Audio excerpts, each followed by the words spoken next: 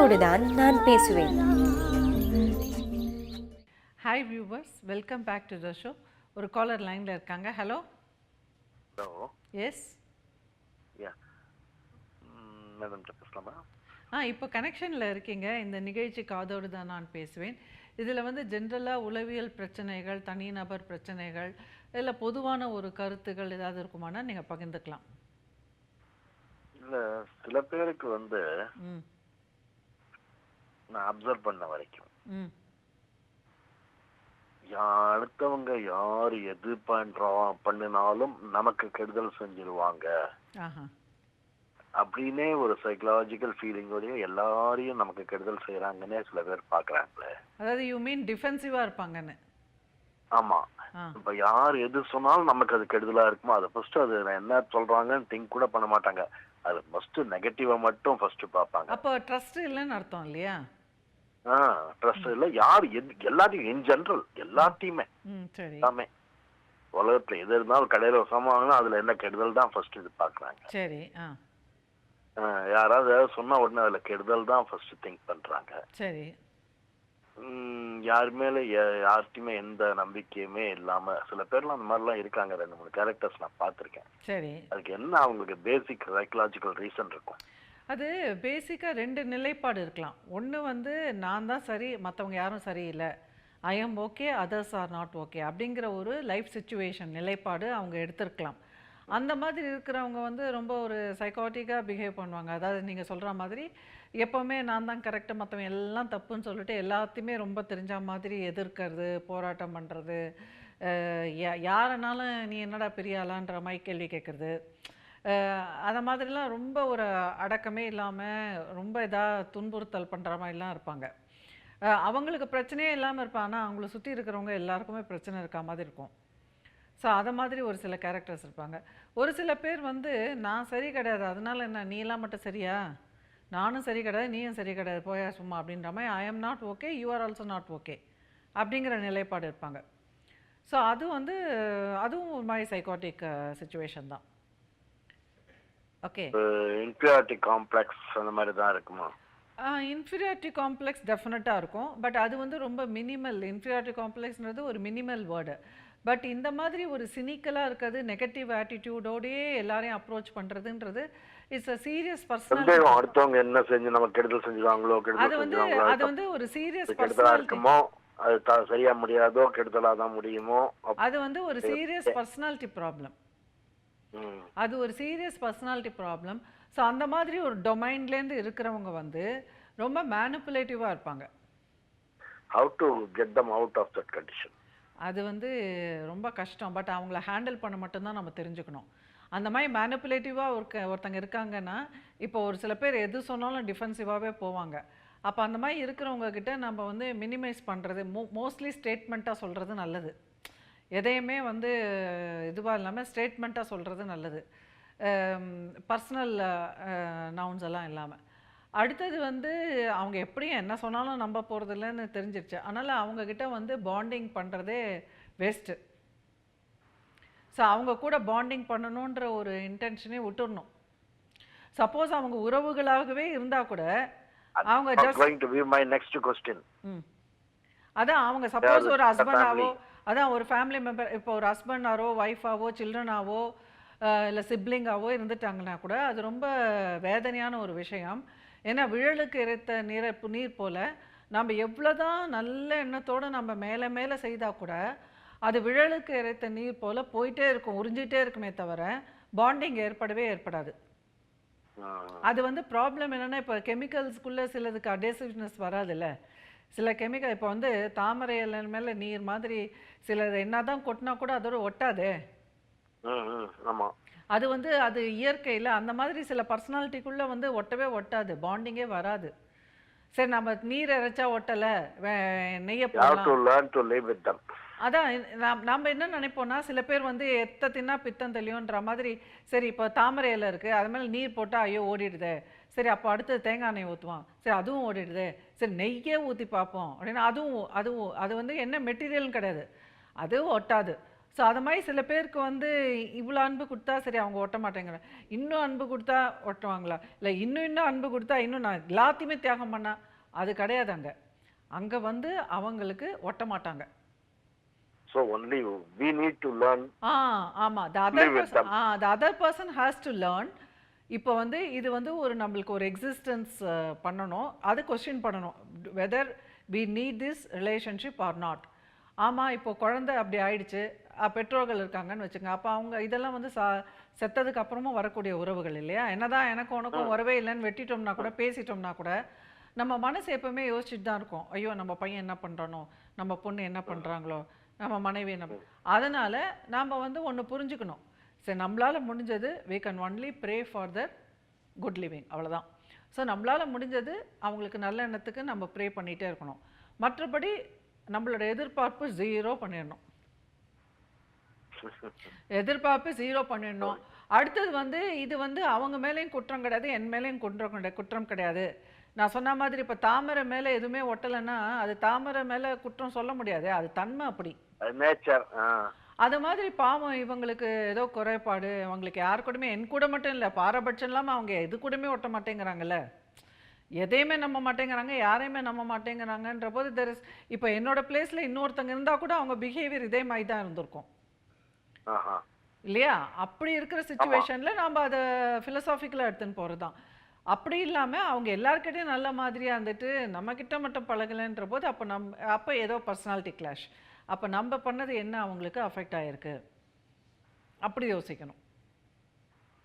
இப்படியே ஒரு 2-3 பேர் கூட இருந்தா, அதான் அவங்க இப்போ ஒரு நபர் இருக்காங்க, அவங்க வந்து எல்லார் கூடயுமே பிரச்சனை, யார் கூடயுமே ஒட்ட மாட்டேங்கிறாங்கன்னா, நான் சொன்னது தாமரை இலை மாதிரி அவங்க இருக்காங்க, சரியா? இல்லை ஒருத்தரை சுற்றி இப்படியே 2-3 பேர் இருந்தாங்கன்னா, அப்போ நாம் தாமரை இலை மாதிரி இருக்கோம்னு அர்த்தம்.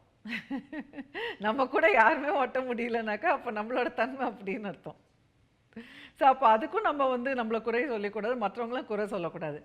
சரி, அவ்வளோதான். இந்த வாழ்க்கையில் வந்து நல்லது தான், எதையுமே யார் கூடயும் ஒட்டாமல், எதையுமே யார்கிட்டையும் எதிர்பார்க்காம, மற்றவங்களும் நம்மக்கிட்ட எதிர்பார்க்காம இருந்துட்டு போட்டோம். நம்மளால் முடிஞ்ச வரைக்கும் யாருக்கும் துன்பம் கொடுக்க வேணாம், நம்மளையும் யாரும் துன்பம் கொடுக்காம பார்த்துக்கலாம். அப்போ அது நல்லது. ஆமாம், ஐ எம் ஓகே, அதர்ஸ் ஓகேன்னு ஒரு நிலைப்பாடுக்கு போயிடணும். தப்புன்னு நினச்சக்கூடாது. அது வந்து என் மேலே தப்பு, மற்றவங்க மேலே தப்புன்னு நினச்சக்கூடாது. நானும் கரெக்டு தான், மற்றவங்களும் கரெக்டு தான், நம்ம அவங்கவுங்க தன்மைக்கு ஏற்ற மாதிரி அவங்கவுங்க இருக்கோம், அவ்வளோதான். ஒரு சின்ன இடைவேளைக்கு பிறகு தொடர்ந்து பேசுவோம்.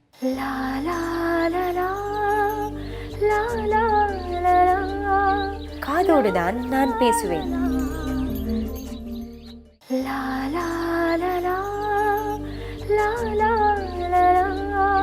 காதோடு தான் நான் பேசுவேன். ஹலோ. ஹலோ, சொல்லுங்க. அதான் உங்ககிட்ட பேசிட்டு இருந்தேன் நான், இந்த உறவுகளை பற்றி நீங்கள் சொல்லிட்டு இருந்தீங்க. ரொம்ப அழகான ஒரு கேள்வி கேட்டீங்க. ஏன்னா பல பேருக்கு இந்த மாதிரி ஒரு டவுட் வரும்.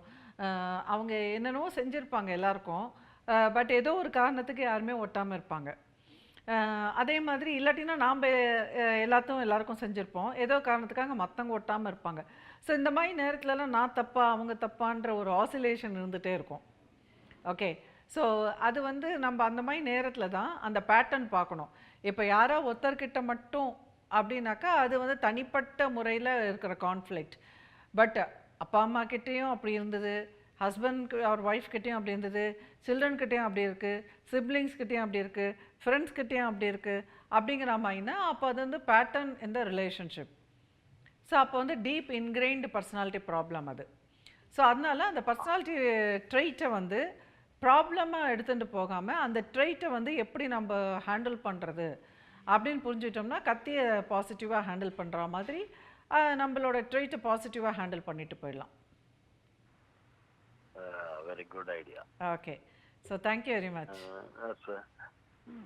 இன்னொரு particular type of people are noted. This among friends. கண்டுக்கவே மாட்டாங்க, ஹாயின்ட்டு போயின்னு இருப்பாங்க ஒரு மாச கணக்கா. சரி, டெய்லி கிராஸ் பண்ணுவாங்க. நம்ம லீவ் பண்ற இடத்துல டெய்லி ஹலோன்ட்டு போயின்னு இருப்பாங்க. திடீர்னு ஒரு நாளைக்கு தேடி பிடிச்சி நின்று வச்சு பேசினாங்கன்னா அன்னைக்கு there is something they want from you. சரி, நெக்ஸ்ட் டே அந்த வேலை அவங்களுக்கு முடிஞ்சதுன்னா அது வரைக்கும் ஒரு நாள் 2 நாள் உங்களை பர்சீவ் பண்ணுவாங்க. அதுக்கப்புறம் ஈவன் கேர் டெய்லி வெளியே போனா கிராஸ் பண்ணுவாங்க, ஹலோ அப்படின்னு போயினே இருப்பாங்க. ஆனா when they stop and talk to you there is something behind it அப்படின்னு இப்ப அலர்ட் ஆற அளவுக்கு நம்ம உஷாராயிட்டோம். ஏன் இப்படியே இருக்காங்க செல்ஃபிஷ் மோட்டிவ்? அவங்கள்ட்ட நின்னு பேசுறது இல்லைன்னா நின்னு கூட ஒரு பேசிட்டு போறது இல்ல, கை கொடுத்துட்டு போறது இல்ல அப்படின்னு போயிட்டே இருக்காங்க. என்ன நேச்சர்? அதாவது இதுல எப்படின்னாக்கா இப்ப இந்த மாதிரி உறவுகள் சில பேர் இருப்பாங்க, அவங்களுக்கு வந்து என்னென்னா what is in it for me அப்படிங்கிற ஒரு அதாவது ஃப்ரெண்ட்ஷிப் அப்படிங்கிறது வந்து ஆத்மார்த்தமாக சில நேரத்தில் தான் ஏற்படும். ஒன்று வந்து இந்த ஸ்கூல் பீரியடில் ஏற்படும். ஸ்கூலில் வந்து ஒன்றாவே பேசி பழகின்னு இருப்போம், அப்போ ஃப்ரெண்ட்ஸாகவே இருப்போம். காலேஜில் சில பேருக்கு ஏற்படும், நிறைய பேருக்கு ஏற்படுறதில்ல. முக்கால்வாசி ஸ்கூல் ஃப்ரெண்ட்ஸ் தான் நம்மளுக்கு கண்டினியூ ஆகிட்டே இருந்தாக்கா நல்ல ஃப்ரெண்ட்ஷிப். ஆமாம், அது நல்லாயிருக்கும். அடுத்தது வந்து பணி செய்கிற இடத்துல, ஸோ பணி செய்கிற இடத்துல அந்த மாதிரி ஃப்ரெண்ட்ஷிப்லாம் நாள் பட இருக்கிறதெல்லாம் வந்து காலத்துக்கும் பேசிக்குவாங்க, ஏதாவதுன்னா பேசுவாங்க, அந்த மாதிரி இருக்கும். மற்றபடி வந்து நெய்பர்ஸு மற்ற இடங்களில் சில இடத்துல ஏற்படுக்கிற ஃப்ரெண்ட்ஷிப்லாம் வந்து காரணம் கருதி வருது தான். இந்த நெய்பர்ஸு பார்க்கில் பார்க்குறது இந்த மாதிரி இடங்கள்லாம் வந்து ஒரு ஒரு பவுண்ட்ரிஸோடு தான் அவங்க பழகுவாங்க. அங்கெல்லாம் நாம்பளும் எப்படி பழகியிருக்கோம், அவங்களும் எப்படி பழகியிருக்கோன்ற அந்த ஒரு கம்யூனிகேஷனை பொறுத்து தான் அந்த பாண்டிங் ஸ்ட்ரென்த்து தெரியும் நமக்கு. ஸோ காமனாக எதுவும்